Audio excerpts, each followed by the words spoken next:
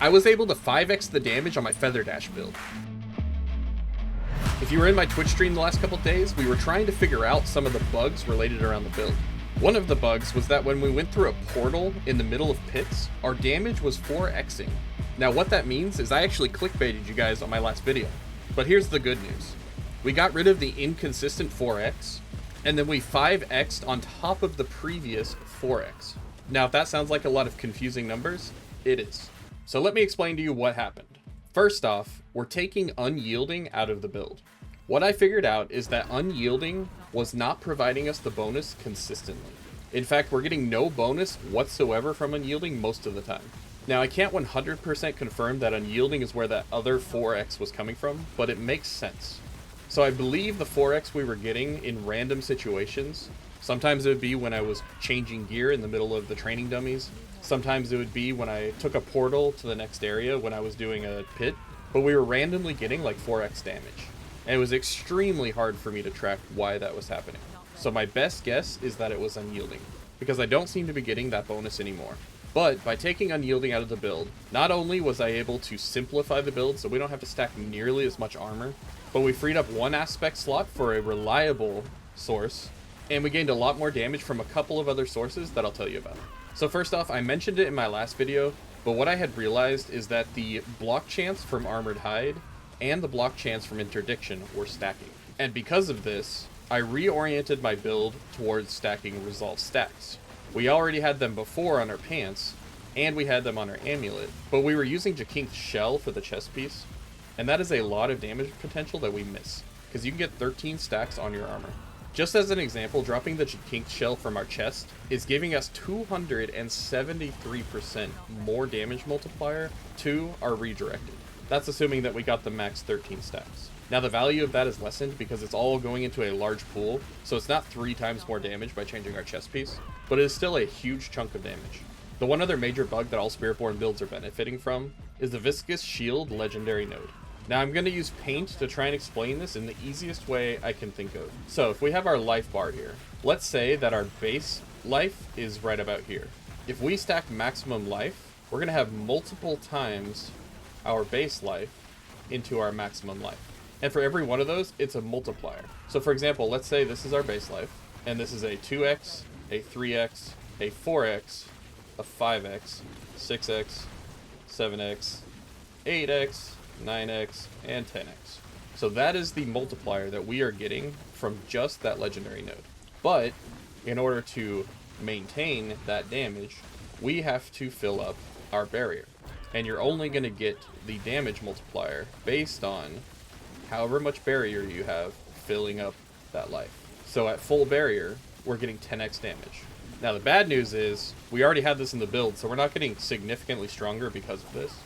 But it does allow us to try and focus our stats a little bit more effectively by going for maximum life and maximum life percentage on both the gear and the Paragon nodes. But like I said, it's not going to be a huge difference, just good to know. Now of course, freeing up our chest piece gave us a new aspect. And here I'm putting Apprehension, which gives us 40% more damage versus feared enemies. I also dropped my boots because I realized I don't really die. So instead, I'm going for the 20% damage to slowed enemies. I also think Exploiters might be fairly decent here, but I'm not sure which one comes out on top. And you'll notice my resists are actually awful right now. So my plan is to re-roll my armor on my chest piece, my pants, and my boots to all resist. I might even go for one or both rings into all resist instead of the critical strike chance, because the Air of Perdition gives a lot of critical strike chance, especially if I can get a GA one and triple masterwork it. But that's not all, I did more testing. So a lot of you guys were struggling with keeping your evades up. So I specifically tested and took things off of my character until I got to the point that I was struggling with evades. So let me tell you the number one thing that is important to maintain your evades. Well, first off, you have to have enemies to hit. But assuming you're not instantly killing the enemies, you're going to have plenty of enemies and you're going to always be able to reset. The most important thing you actually need on your gear is a Cursed Touch. This aspect, for whatever reason, instantly resets our evade more than any other thing in the build. I tried running Fists of Fate and getting a bunch of lucky hit chance. I even have a GA one here. I tried using other abilities in order to give myself more lucky hit, but nothing I did became as good as a Curse Touch. So a Curse Touch is a requirement. You can get more damage without this, but I personally didn't find any good solution to the single target issue. Once you start getting down to 1 to 3 enemies, you're not going to be able to maintain your evades well enough, and you're going to fall off. Now that may not be the case if you get enough evade cooldown reduction, but I have a fairly decent amount here, and I don't want to give up my resolve stacks on the amulet, so I don't really see a way around this. And like I said, the massive increase to lucky hit chance didn't seem to make a big difference. But because we were able to drop unyielding, we are adding in Fists of Fate instead of unyielding. This will give you more lucky hit chance, so anyone who felt like they might have been struggling should definitely not with this. But realistically, I was using a Curse Touch without Fist of Fate with only a 20% on my exhilaration when I started this build, and I never ran out of evades. So make sure you have enemies to hit, and use your evades in that situation. But I am going to make a speed farming tab on my written guide, and that is going to include using Sepazontic and replacing your ring with a redirected. This is going to make sure that you have some damage, and you can speed farm reliably in easier content. The other nice benefit about the changes we made is that without Jakink's Shell, we actually have much higher survivability and less chance of accidentally dying. I'm pretty airheaded when I'm streaming and trying to respond to chat, so sometimes I would just stand around and die because I wasn't paying attention. So now that's not really an issue. Now without Jakink, we're not getting as much uptime on our Armored Hide, or our Ravager, or our Scourge. We're also not getting our ult as quickly. Now those things are unfortunate, but they're not nearly as important as having the extra aspect and the extra resolve stacks on the chest piece. I also changed my rings to have the Hunter cooldown reduction, so I can keep my ult up pretty often. Now I get this question a lot, should I use the Hunter, should I use the Devourer, or should I use the Seeker? And it depends on what you are doing. So personally, I feel like the Hunter and the Devourer are fairly equal, even though you can maintain the Supremacy stacks on Devourer a little bit easier if you get enough cooldown reduction. The Hunter I can use more often, which allows me to proc Resolution regularly. I also still get a fairly decent amount of Supremacy stacks depending on the enemies, and I really like the extra 100% damage we deal to injured enemies, because this damage is a separate multiplier, which means it's far more effective than getting some extra Supremacy stacks, even though it's only when enemies are injured. And for the Seeker, if you're using Loyalty Helm, this can be a good choice, but it's not quite as much damage as running Air of Perdition. But if you want to have a very easy cooldown with your ultimate, this is the one to go with, assuming you're using Loyalty. Now let's go through my gear one at a time, so you guys can see what I'm currently using and what I recommend. So first off, Air of Perdition is going to be your best in slot. The reason why this is more damage than Loyalty, even though this is only 60%, is because the primary Eagle Spirit Hall potency on our weapon goes into the same multiplicative category as the 100% from Loyalty. Basically what this means is that it waters down the stat so that it becomes less valuable. Especially if you get 3 Masterworks into your weapon, the Loyalty bonus is going to be less significant. Air of Perdition also has better base stats. The critical strike chance, movement speed, and lucky hit chance is huge. But the goal in this one is to get GA critical strike chance and Masterwork it 3 times. Loyalty is going to be your go-to until you get this, and if you don't have either, any Legendary Helm with max resolve stacks is going to be fine. For chest armor, we're going with Legendary. We want maximum life, all resist, and dex. You can also go armor here and potentially swap the armor off of your amulet, but you're going to have to manage your armor and get it to the right spot. For me, it's too difficult for me to change over, so I'm going to be using this until I get a new amulet.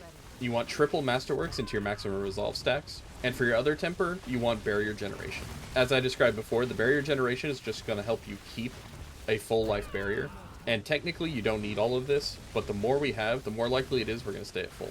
So it's the best thing we can get there. For our gloves, we'd prefer Fists of Fate. I would actually prefer the GA to be on the critical strike chance, and that allows you to drop critical strike elsewhere. But the lucky hit chance is okay, and I'd also like to have a bigger value for the lucky hit chance to crowd control enemies. But at the end of the day, the most important thing here is the damage multiplier at the bottom. You want that to be 300%. As you can see, mine's only 290, so I'm only getting like a 45% damage increase instead of 50%. For your pants, the most important thing is the max resolve stacks and getting the triple masterwork. As you can see, I don't even have a double yet. For the stats, again, you're going with Dex, maximum life, and it's going to be all resist or armor depending on your setup. And again, Barrier Generation is the second temper. By the way, I mentioned it previously, but we're going with Apprehension as our aspect on our chest piece. And for our pants, we're going with Interdiction. Interdiction is one of the most important things in this build, so you want to make sure you get a good percentage on it and make sure it's always on. For our boots, we prefer to have maximum evade charges, because this is going to feel the most smooth. but attacks reduce cooldowns is okay as well. Here we're going to want movement speed, maximum life, and if you've managed your stuff elsewhere, you're going to want dex, but otherwise you're going to need possibly armor or all resistances.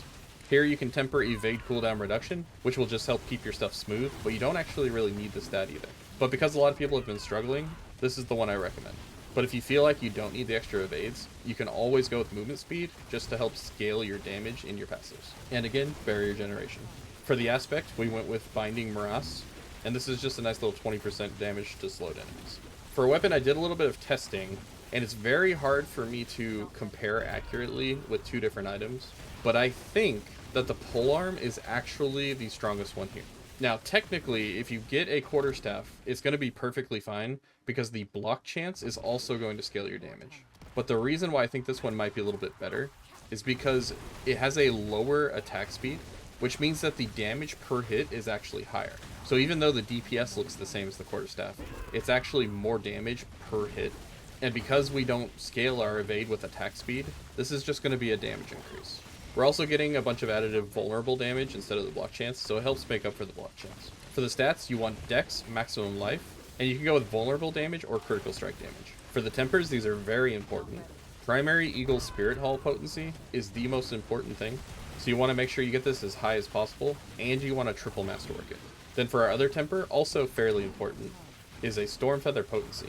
And for the aspect, we're going with the Redirected, which is the basis for a lot of our damage in the build, so you want to get a very high multiplier for this. Again, I still don't have a max one, so rip me. On our amulet, we want Dexterity, Brilliance, and Apex ranks. But some decent choices here are Total Armor, Unrestrained, or any other damage multipliers. Now for the amulet, you can't really go wrong with your masterworking, but I would avoid Storm Feather potency or Total Armor. But in a perfect world, you wouldn't have the armor on your amulet in the first place, so you wouldn't have to worry about it. And on our amulet, we're running Conceited. For our rings, we're going with Dex, Maximum Life, and Critical Strike Chance. If you optimize your Critical Strike Chance elsewhere, you can go with all resistance. By the way, I should mention that if you don't have the resistances and you're feeling squishy, feel free to maintain the previous choices of Yens or Rakanats. This 20% damage here is not that big of a deal. There's nothing on these boots that you cannot give up. In fact, for my recommended, I think I'm just going to keep Rakanoth there. So if you do run Rakanoth, just make sure you put Dex in all of these spots instead of resistances. That will make up for the 20% that you're losing from this. And on our second ring, we're going with Dex, Maximum Life, and Critical Strike as well. And both of these are going for Storm Feather potency, and all three Masterworks into the potency. But it's totally fine if you get some of your Masterwork bonuses into the Hunter, because the cooldown reduction is going to give you your ultimate more often, which means more Supremacy stacks. And for the aspects here, we're going with a Cursed Touch and Exhilaration. Some people were requesting to see my stats, so here's a look through of my stats. With the setup using the Rakanoth's Wake, we're getting max resistances, getting about 75% critical strike chance, almost 1,000 critical strike damage, 420 vulnerable, 707 all, 190 non-physical, almost 500 damage with lightning. And looking at how much I have here, I'm actually wondering if I can take Fulminate off. And I just checked, and the answer is yes, we could take Fulminate off. But is it worth it? I don't know. Maybe if Canny is working again. But for right now, Canny's additive damage is not working, so we're going to stick with the Fulminate. Alright, before we move off of gear, where am I at with my rune words? Now, of course, I'm a dum-dum, and when I recorded my footage for this video, I completely forgot about the fact that without Unyielding, we no longer need Concussive Stomp. This frees up 3 points in our skill tree, and this is going to allow us to put something else here. So, what do we want? I believe that the 20% maximum life is going to scale that damage from that barrier. I haven't tested it, but that could be a good choice for now. Especially in the early game, if you want to use critical strike chance, that is a great choice. Or, we could make it easier to fear enemies and not have them escape by going with Vortex. I think I'm going to try the maximum life myself, but feel free to try whatever you want here. I think Vortex is going to be pretty nice, but I'd rather get more damage with the maximum life if that works. As for our other rune, we're doing Bulwark on Evade still, because this is going to keep that barrier on us and allow us to get that huge bonus. And for our gems, we're doing the Dex in our armor, and we're doing the Skulls in our accessories. If you notice that your barrier is falling off at all, feel free to put some barrier gems here instead of the Dex, but I actually have noticed that I don't need them, so you probably don't need them either. But we might need them if we're removing the Concussive Stomp. So it's something that I'm going to have to test, but just know, pay attention to your barrier, and put barrier gems here if you need them. All right, for our spirit halls, if you're running loyalty, you have to go eagle, eagle to get the bonuses. So for those people, that's your choice. For everyone else, no matter what you're running, you're going to run eagle, gorilla. This is really good because you're getting max resolve stacks, which adds to that damage on redirected. And the permanent unstoppable is extremely nice and prevents us from having to use extra skill points in order to try and find unstoppable in a different way. Plus, there's no gaps in this. This is quite literally permanent. For skill tree, it's basically the same as before. We're putting the points into Thunder Spike so that we can move down to the next category. You're not actually casting Thunder Spike when you're using this build. The only time you would ever use it is if you run out of evades for some reason and you want to recharge them. You can hold shift and attack and it will refill your evades. I threw the extra points from Concussive Stomp into our focal point. The rest of these passives should be the same, except that I removed 2 points from Mirage. This technically gives critical strike chance when you dodge, but my concern here is that I want to make sure that my redirected is always doubled, so I need to get my blocks. And when we have 60% dodge chance, it's much harder to get a block in, especially when we're moving so much.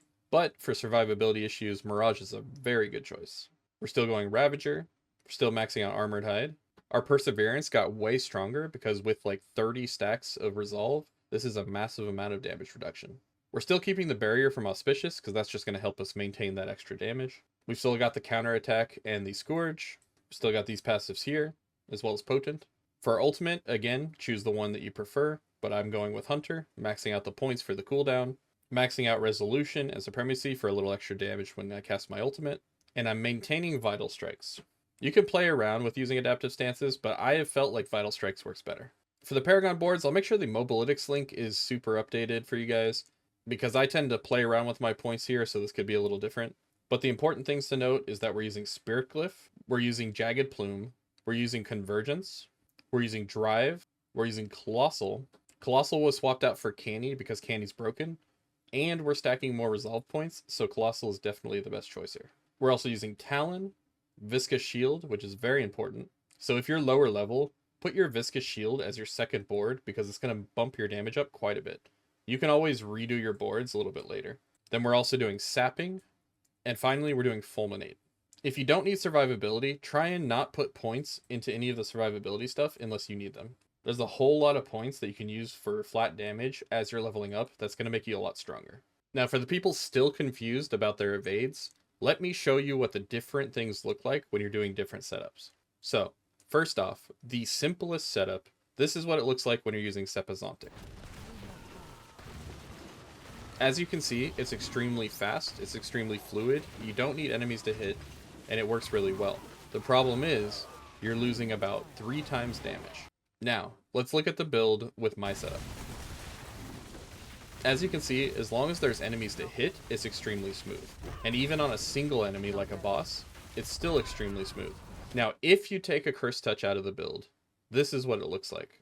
It seems fine when you're on a group of enemies, but even on a group of enemies, sometimes you'll run out of your evades. But once you get down to 1 to 3 enemies, it is painful. So make sure you're following the guide to the T, and make sure that you're only using your evades when you have enemies to hit.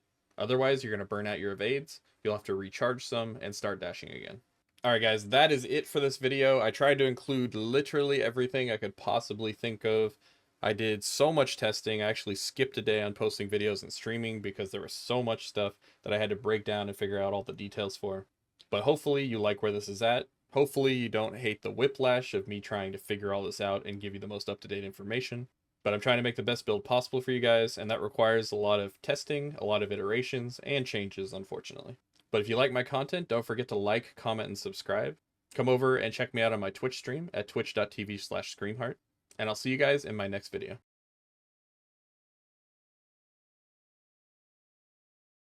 I choose you, Rapidash.